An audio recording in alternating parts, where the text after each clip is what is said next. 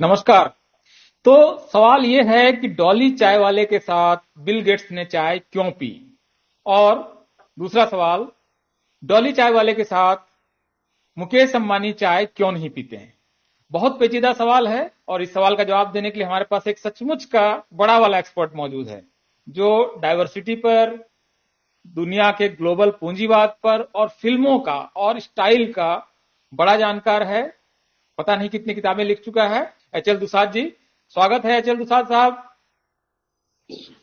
बहुत बहुत सर ये धन्यवाद सर। बताइए, सर आपसे जानना चाहेंगे कि जो दो सवाल मैंने रखे कि जी डॉली चाय वाला, एक साधारण चाय वाला नागपुर का, अम्बेडकराइट दलित आइडेंटिटी के साथ जय भीम बोलता है, उसके साथ बिल गेट्स जो दुनिया के सबसे अमीर लोगों में हैं, वो बहुत सहजता के साथ एक चाय मांगते हैं और चाय पी लेते हैं। मुकेश अंबानी या भारत का कोई उद्योगपति किसी दलित के साथ चाय पीने की नहीं सोचता है। बल्कि इससे जुड़ा हुआ सवाल ये भी है कि दुसाद रेस्टोरेंट दिल्ली में, बॉम्बे में, दिल्ली आगरा राजमार्ग पर क्यों नहीं चल सकता है? प्लीज आप बताएं कि ये क्या मामला है। बहुत बहुत धन्यवाद सर। सर ये आपने जिस घटना का जिक्र किया वास्तव में जो है कम से कम सुना हूं मैंने कि लाखों लोग इसको देख चुके हैं और भारत में तो जो है एक ये वीडियो बहुत अच्छी तरीके से वायरल हो चुका है। करोड़ों और इसके लोग जी। वायरल होने का जो सबसे बड़ा कारण है सर ना उसका जवाब आपने खुद दे दिया। खुद ये कि बिल गेट्स जो है दुनिया के one of the richest personality में से एक है। वो जो है उसकी दुकान पर आते हैं, चाय पीते हैं, चाय पी करके जो है अपना उसको रिकॉर्डिंग वीडियो बनाते हैं, वीडियो बना करके अगले दिन वो डाल भी देते हैं। और जब ये वीडियो वायरल होती है तो लोग विस्मित रह जाते हैं कि दुनिया का मैंने एक तरीके से सबसे धनाढ़ व्यक्ति किस सहजता के साथ आता है और कितने ध्यान से उसको देखता है, उसकी रिकॉर्डिंग करता है, वीडियो बना करके वायरल करता है। तो लोग इसलिए विस्मित हैं कि ऐसा भारत का कोई पूंजीपति मुकेश अंबानी या अडानी नहीं कर सकते। इसलिए जो है ये वीडियो चर्चा का विषय बन गया है। और चर्चा का विषय बन करके जो है एक तरीके से लोग इसलिए देख रहे हैं कि जो है जो भारत का जो प्रभु वर्ग है उस प्रभु वर्ग की जो है वो विवेक की परख कर रहे हैं कि कैसे जो है अमेरिका के एक आकर कर सकता है लेकिन भारत में नहीं कर सकता है। तो एक तरीके से वीडियो वायरल होकर के जो है भारत का जो जो रूलिंग क्लास है, प्रभु वर्ग है, उच्च जब वर्ण के लोग हैं, उनको एक तरीके से लोग जो है चिढ़ा रहे हैं कि देखो ऐसा हो गया। अब उद्योगपति ऐसा ऐसा क्यों हो। होता है? अमेरिका के लोग जो है बिल गेट्स ऐसा कर सकते हैं लेकिन मुकेश अंबानी ऐसा क्यों नहीं कर सकते हैं? तो इसका जो है जवाब सर जो है ये दोनों समाजों की जो है जो चरित्र है उसमें निहित है।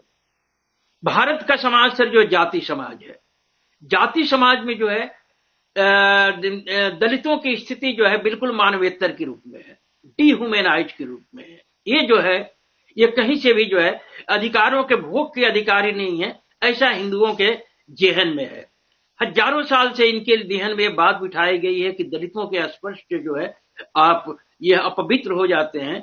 ऐसे में जो है जो एक अपवित्र क्लास का व्यक्ति है उसकी दुकान पर आकर लोग कैसे चाय पिएंगे जिसकी छाया से जो है दूर रहने के ये सोसाइटी अभ्यस्त रही है। लेकिन बिल गेट्स इसलिए आते हैं कि वहां भी जो है सर कि मैं ये कहूं कि जन्म के आधार पर भेदभाव जो है ना ये सारी दुनिया में रहा है। मानव सभ्यता जो है शुरुआत में बहुत ज्यादा इसकी शिकार रही लेकिन धीरे धीरे जो है ये जन्मगत आधार पर किसी के साथ जो है भेदभाव करने का भाव जो है कम से कम जो पश्चिम के देशों ने ओवरकम कर लिया, काफी हद तक कर लिया है। तो वो वहां के है।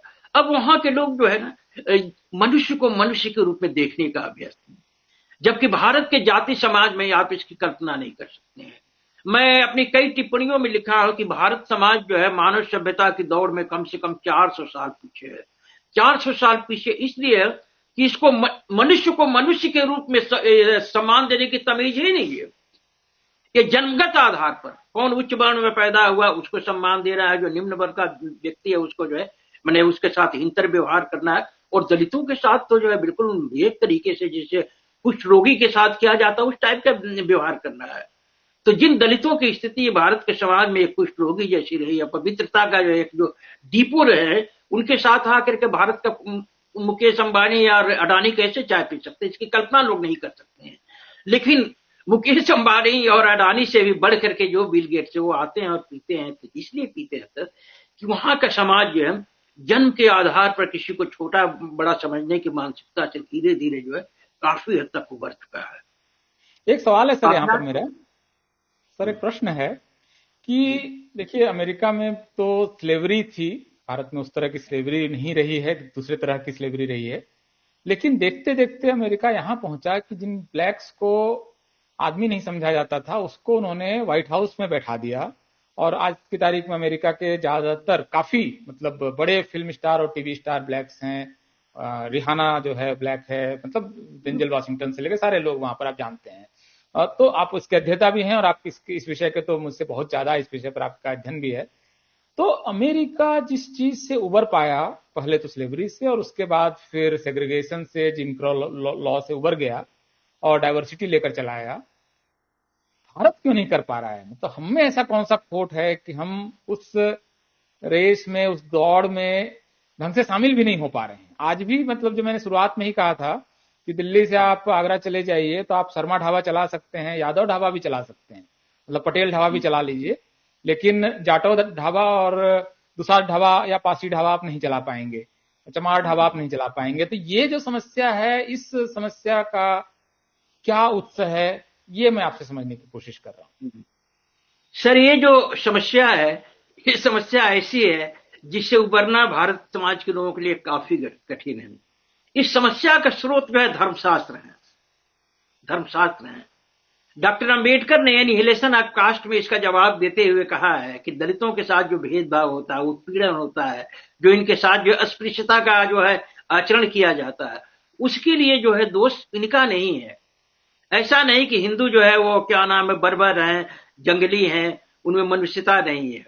वो कहते हैं को ऐसा इसलिए करते हैं कि उनका धर्मशास्त्र इसके लिए निर्देश करता है।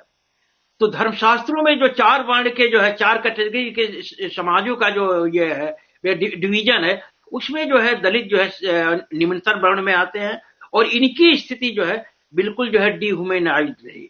धर्मशास्त्रों में साफ कहा गया कि इनसे जो है ये है अनटचेबिलिटी का व्यवहार करना चाहिए, अगर इनकी छाया से दूर रहना चाहिए, उनको स्पर्श नहीं करना चाहिए। तो जिस समुदाय के स्पर्श से दूर रहने का धर्मशास्त्र निर्देश देते हो, तो उसके फॉलोअर कैसे जो है उसके साथ वैसा व्यवहार करेंगे, वो उसकी दुकान में आके चाय पिएंगे, खाना इत्यादि खाएंगे, नहीं खा सकते। तो ये समस्या है। जबकि पश्चिम का जो समाज है, पश्चिम के समाज में जो एपार्थाइड है, वहां जो भेदभाव की जो समस्या है, वो जो है धर्मशास्त्रों के कारण नहीं है। जो पश्चिम के जो धर्मशास्त्र, ईसाइयत, विशेष करके बाइबल इत्यादि, वो कहीं से निर्देश नहीं करते हैं कि ब्लैक्स को जो है आप ये करो, ये अनटचेबल समझ करके, ह्यूमन कैटल समझ कर उनके साथ ऐसा व्यवहार करो, ये नहीं कहता है। तो चूंकि धर्मशास्त्रों से नहीं है, इसलिए जो है वहां के समाज सुधारकों के प्रयास से, उनके सामाजिक विवेक से धीरे धीरे ये समस्या जो है ओवरकम हो गई।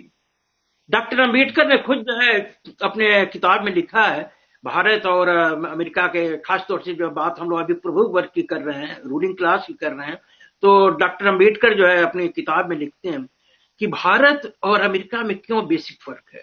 अमेरिका के लोग जो है ब्लैक्स के हित में भूरी भूरी लिटरेचर लिखे, बेहिसाब मात्रा में उनके उत्थान के लिए धन दिए, लेकिन भारत में ऐसा नहीं होता है। ऐसा न होने का वो कारण बतलाते हैं कि अमेरिका के लोगों में सामाजिक विवेक है, जिसका अभाव जो है भारत के लोगों में नहीं है।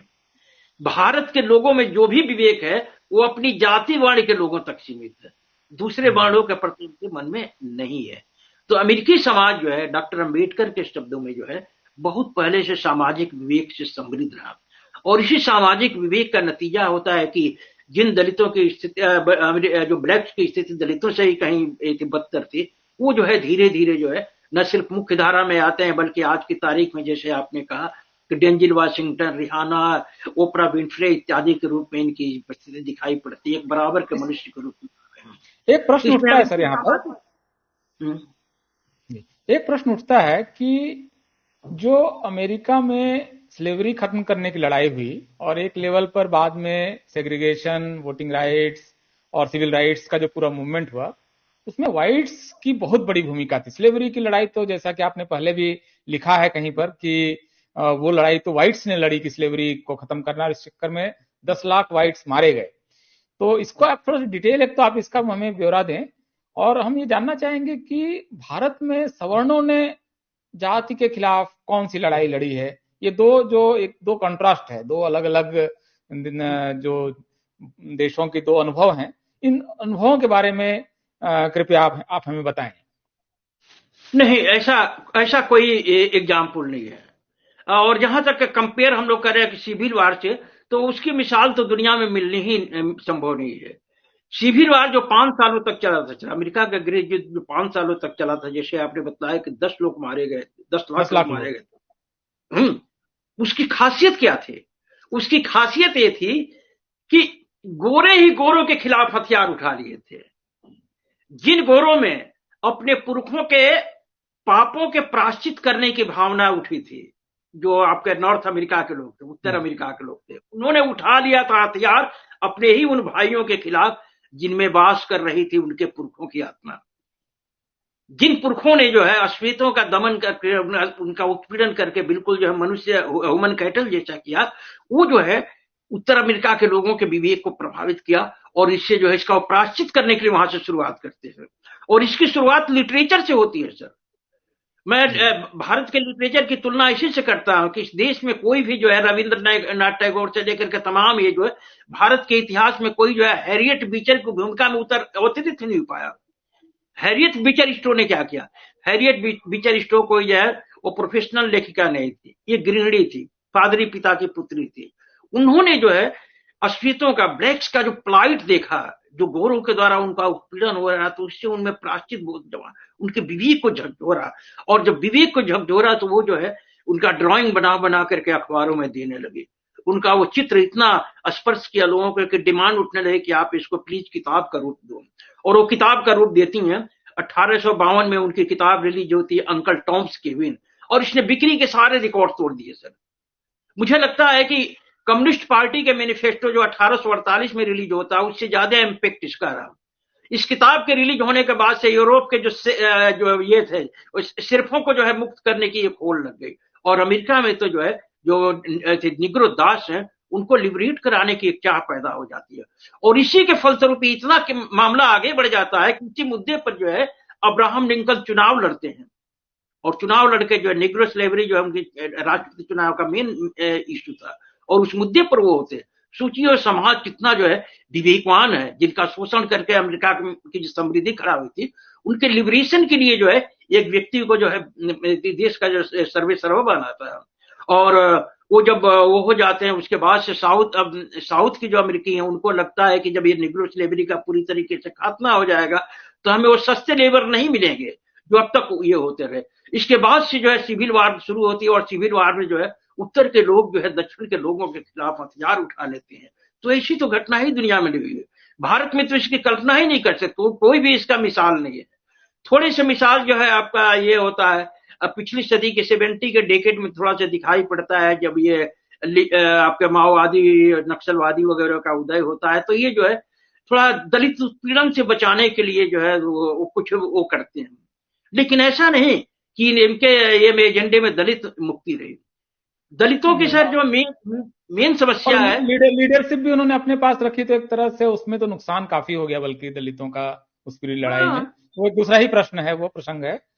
तो ये जो आप कह रहे हैं दुशाद जी, क्योंकि एक क्षेत्र आपका और है लेखन का, और उस पर आपने काफी लिखा है, और वो क्षेत्र है फिल्मों का, जिस पर आप खास करके दुनिया भर की फिल्में देखते हैं, खास करके अमेरिकी फिल्में आपने काफी देखी और उस पर लिखा भी काफी है। तो अभी मैंने एक टिप्पणी की जिसको लेकर काफी विवाद भी हुआ कि डॉली चायवाला की जो अपनी इनहेरेंट बिना ट्रेनिंग की अपनी जो रॉ टैलेंट है, जो स्टाइल है, वो शाहरुख खान से कम नहीं है। ये मैंने टिप्पणी की जिस पर काफी लोगों ने ऐतराज किया कि ये क्या बात हुई, कैसे आप कह रहे हैं। तो क्यों भारतीय फिल्म इंडस्ट्री में दलित एक्टर एक्ट्रेसेस की मेन स्ट्रीमिंग अभी भी नहीं हुई है, वो स्थान नहीं मिला है। ब्लैक्स के लिए आज की तारीख में वहां पर एंटरटेनमेंट पूरी इंडस्ट्री हाथ खोल के और खड़ी है कि आप आइए, और उनके लिए मतलब वो अब आबादी से ज्यादा उनका आज रिप्रेजेंटेशन है ब्लैक्स का। तो आप फिल्म इंडस्ट्री के संदर्भ में डॉली चायवाले का जो होना है, उसकी स्टाइल, इस पर आपकी टिप्पणी मैं चाहूंगा कि आप कैसे इस पूरे मामले को देखते हैं। सर ये डोली चायवाला का जो वीडियो इनके साथ जो वायरल हुआ, तो मैं भी पहले नहीं देखा था। जब देखा तो मैं देख के दंग रह देखने के बाद मेरा जो फर्स्ट इंप्रेशन पड़ा कि मैं तो धनुष को देख रहा हूँ, मैं तो रजनीकांत को देख रहा हूँ। हाँ, इतना बल्कि स्टाइल, रजनीकांत मुझे भी कहना चाहिए था, रजनीकांत तो और शाहरुख से बहुत ज्यादा स्टाइल वाले और हैं। लड़का यस। Full of confidence. वास्तव में उसका जो कपड़ा, बाल इत्यादि का सारा स्टाइल इतना इंप्रेसिव है कि अगर बॉलीवुड के पास विवेक होता तो इसको फटाफट जो है फिल्मों में ले लेते। लेकिन मेरी धारणा है कि वो लड़का फिल्मों में आएगा, बॉलीवुड में नहीं, हॉलीवुड को फिल्मों में आएगा। चलिए, क्योंकि ऐसा हो। हॉलीवुड जो है लंबे समय से जो है प्रतिभाओं को मौका देने के लिए वो मशहूर रहा है। जिन दिनों ये रंग भेद की नीति जो है काफी मैंने ये थी, गाड़ी थी, उन दिनों भी जो है वहां पर जो है हॉलीवुड में ब्लैक्स को जो है काफी मैंने महत्व दिया जाता था। मसलन आपको बतलाऊं कि फिल्म वर्ल्ड हिस्ट्री की जो है वन ऑफ द बेस्ट जो फिल्म मानी जाती है वो है gone with the wind, yes. जो आपका 1936 में मार्गरेट मिचेल के नॉवेल पर जो है आधारित थी, वो 1939 में रिलीज होती है। तो उसमें जो है एक ये है एक दो ब्लैक कैरेक्टर है। और मैं तो कहूंगा सर बातों के क्रम में जो है कि हर किसी को जो अमेरिकी समाज को, जैसे मैं कह रहा हूं कि उनके पास सामाजिक विवेक और बहुत पहले से जो है वो जो है उनको मनुष्य के रूप में आदर देने के लिए कुछ हद तक अभ्यस्त हो चुके हैं। इसका एक बड़ा एग्जाम्पल जो है वो किताब है gone with the wind. Gone with the wind के कई कैरेक्टर हैं, जैसे उसकी नायिका जो है अद्भुत नायिका है, वैसी नायिका जो है नॉवेल हिस्ट्री में बहुत कम लिखी गई, वो हारा का जो कैरेक्टर है। उसी तरीके से उसमें रेट बटलर का जो कैरेक्टर जिसको फिल्मों में इसने क्लार्क गेबल ने अदा किया था, अद्भुत कैरेक्टर है। लेकिन उनके साथ जो उसमें दो ऐसे कैरेक्टर और है, एक कैरेक्टर है वो हारा जो मैंने ये है रूलिंग क्लास की लड़की है, उसके पिता का एक दोस्त जो है वो ब्लैक से मतलब दोस्त का दास है, लेकिन वो फ्रेंड जैसा है। और उसका मालिक जो है उसको जगह जगह ले जाता है पोकर खिलवाने के लिए, पोकर में भारी पैसा जीत करके अपने मालिक को दे देता है। उसी परिवार में वो हारा के लिए जो है जो मेड सर्वेंट रखी गई है वो जो है मैमी नाम का एक कैरेक्टर है। और इतनी दबंग युवती है वो हारा कि हर कोई उससे आतंकित रहता है, लेकिन वो जिसके सामने दब के रहती है वो है उसकी ये है दासी, ब्लैक दासी। और उस दासी का कैरेक्टर अदा करने के लिए वो जमाने में हैटी मैकडेलियन नाम के एक्ट्रेस को मौका दिया गया था, और 1939 में उनको जो है आपका ऑस्कर अवार्ड से नवाजा जाता है। ऑस्कर अवार्ड तो आप जानते ही हैं कि फिल्मों की प्रतिभा का जो है सर्वोच्च निदर्शन होता है। तो 1939 में जो हैटी मैकडेनियल को मिला था, उसके बाद चल करके जो है 1963 में लिलीज ऑफ द फील्ड के लिए सिडनी पोइटियर को मिलता है।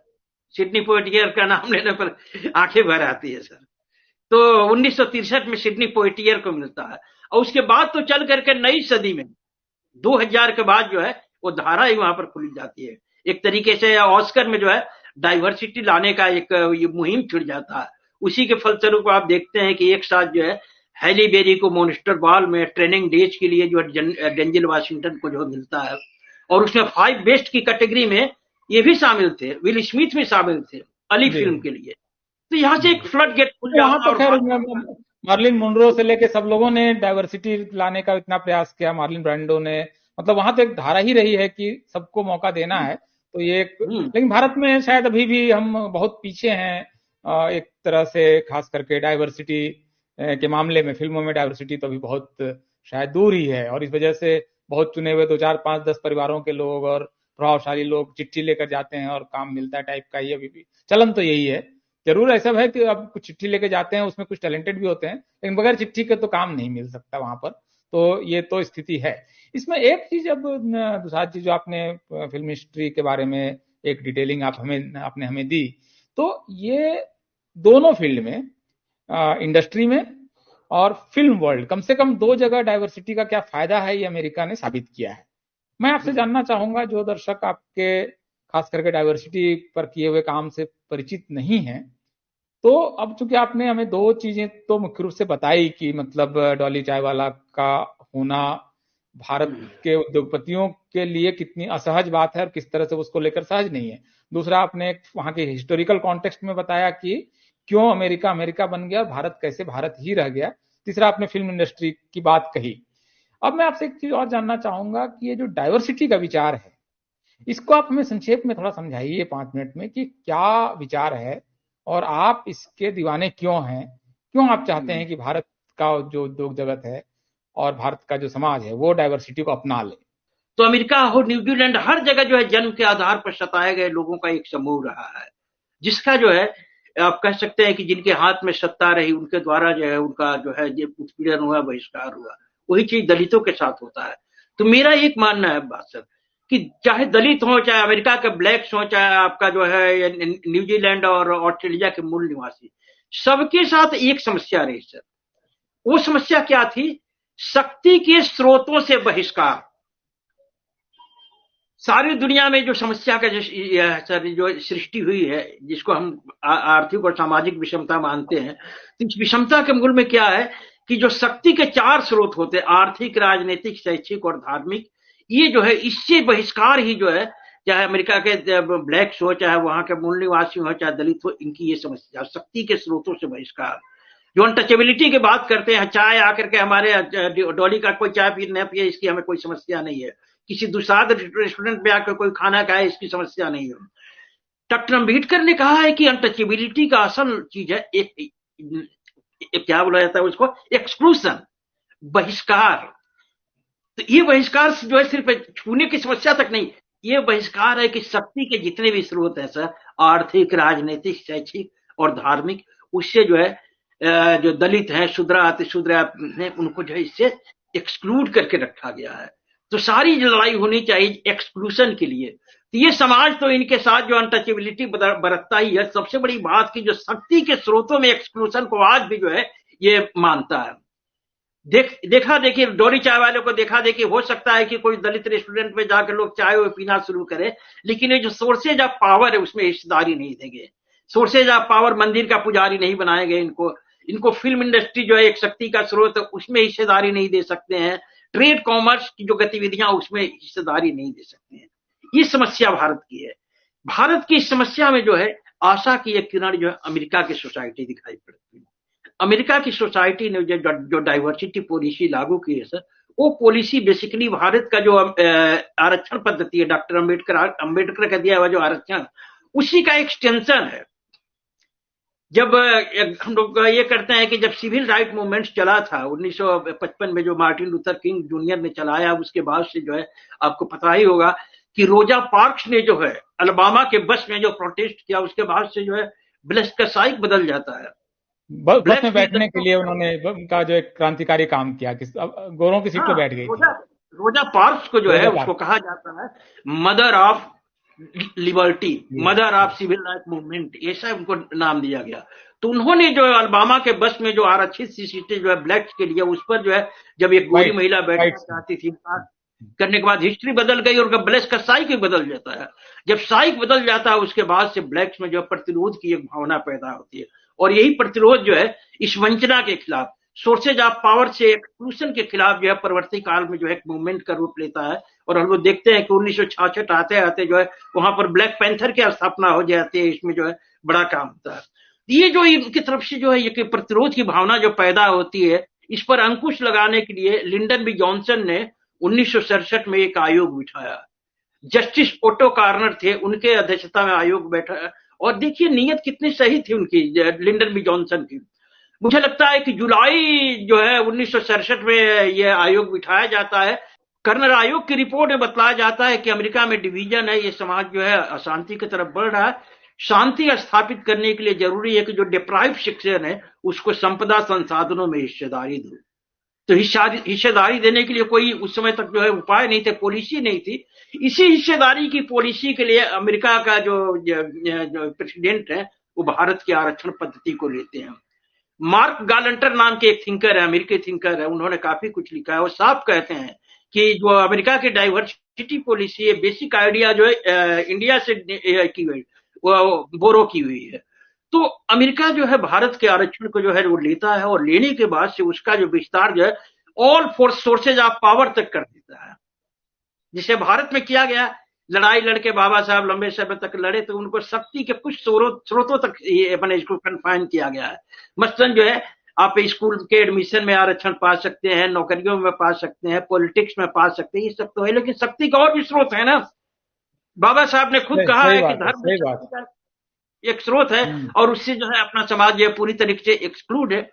आपने कई बार आपने लेख लिखा है कि जो एक भारत की इकोनॉमी के पैरेलल जो है मंदिरों की संपत्ति है, जिसके लाखों खिलाफ करोड़ जो की, है इसमें कोई हिस्सेदारी ही नहीं है, मतलब MK बड़ा ये होता है। तो बहरहाल वहां जो ये अमेरिका के जो लिंडन भी वो करते हैं कि हिस्सेदारी देना चाहिए, तो एक आह्वान करते हैं अमेरिका के सामने कि America should reflect everywhere, America हर जगह दिखना चाहिए। अमेरिका दिखेगा कैसे? अमेरिका की सोसाइटी जो है रेशियल सोसाइटी है, जहां 71 या 72% के आसपास जो है रूलिंग क्लास गोरे हैं, बाकी जो है वहां पर 28 से 29% के आसपास जो है उसमें ब्लैक्स हैं, हिस्पैनिक्स हैं, रेड इंडियन है, जिनको नॉन व्हाइट कहते हैं, अश्वेत अश्वेतर की आबादी है। तो वहां का समाज भी जो है, जैसे भारत में आप कह सकते हैं कि ब्राह्मण है, क्षत्रिय है, वैश्य है, शूद्र अतिशूद्र है, तो वहां की सोसाइटी जो है गोरा प्रभु वर्ग, 13% ब्लैक्स, 11% जो है आपका जो हिस्पैनिक्स, 1.5% आपका वो रेड इंडियन, 3.5% एशियन पैसिफिक मूल के लोगों से मिलकर के कंसिस्ट होता है, जिनको अल्पसंख्यक समुदाय कहा जाता है। तब वो कहते हैं कि अमेरिका का सोसाइटी जो है, अमेरिका शुड रिफ्लेक्ट एवरीवेयर। इसका मतलब है कि अमेरिकी समाज की जो नस्ली विविधता है ये हर जगह दिखनी चाहिए। मसलन जो है किसी ऑफिस में जाते हैं, कोई काम के लिए जाते हैं, तो जो अमेरिका की आबादी अगर 100% है तो उसमें 70% 10 में से 7 ही जो गोरा होना चाहिए, बाकी 3 जो है दूसरे जो है नस्ली समूह है उनको ये होता है। यहां से वहां पर जो डाइवर्सिटी पॉलिसी शुरू होती है, और इस डाइवर्सिटी पॉलिसी की सफलता में सर वहां के रूलिंग क्लास का बहुत बड़ा योगदान था, बहुत कुछ स्वेच्छा से था।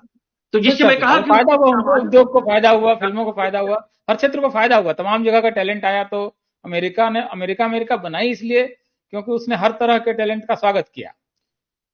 उन्होंने भारत की ऐसा नहीं कहा कि व्हाइट्स को ही बैठाएंगे हर जगह, ये जिद नहीं थी उनकी।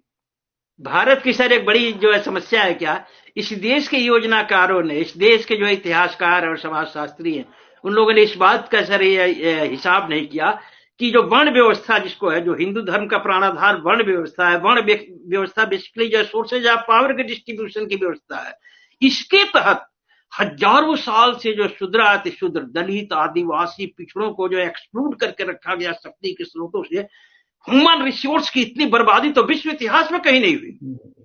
आप कल्पना करें जो है, अगर जो हजारों साल से जो है ये जो सर्विल क्लास है, ये जो श्रमिक वर्ग है, इनको जो है तमाम सेक्टरों में हिस्सेदारी मिली हुई थी, तो कहां से कहां चला जाता है।